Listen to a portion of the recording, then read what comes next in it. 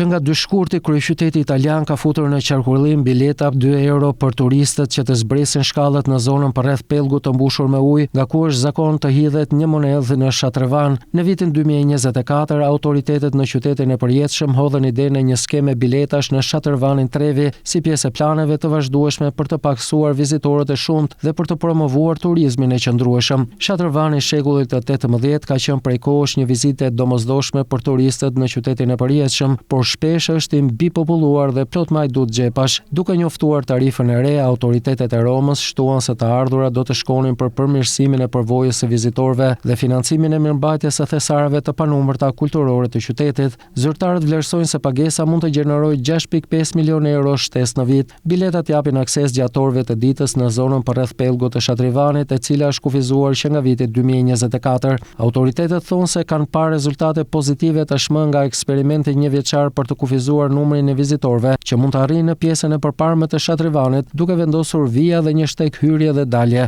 Vitin e kaluar rreth 10 milion persona kanë pritur në radhë për ta parë nga afër Shatrevanin. Tani vizitorët duhet të paguajnë gjithashtu për këtë akses gjatë orareve të caktuara. Të hënën dhe të premte nga ora 11:30 deri në orën 22, në të gjitha ditët e tjera nga ora 9 deri në orën 22:00. Përjashtim bën dita parë dyshkurti, kur masa është në fuqi nga ora 9 deri në orën 22. Hyrja e fundit për të gjitha ditët është në orën 21. Pas perëndimit të diellit, hyrja është e hapur dhe falas. Vizitorët mund të blejnë bileta nëpërmjet aplikacioneve online dhe një faqe internetit të dedikuar, si dhe në hotele dhe institucione që zgjedhin të shesin ato. Banorët e Romës janë të përjashtuar nga pagesa e biletës së hyrjes. Tarifa për Shatrevanin e Trevit, e cila është diskutuar dhe debatuar për më shumë se një vit, vjen pas një sistemi të ngjashëm biletash në monumentin e Panteonit të Romës dhe taksës më të ndërlikuar për turistët ditor, që Venecia vendosi vitin e kaluar në një përpjekje për të lehtësuar turizmin e tepërt dhe për ta bërë qytetin më të jetueshëm për banorët.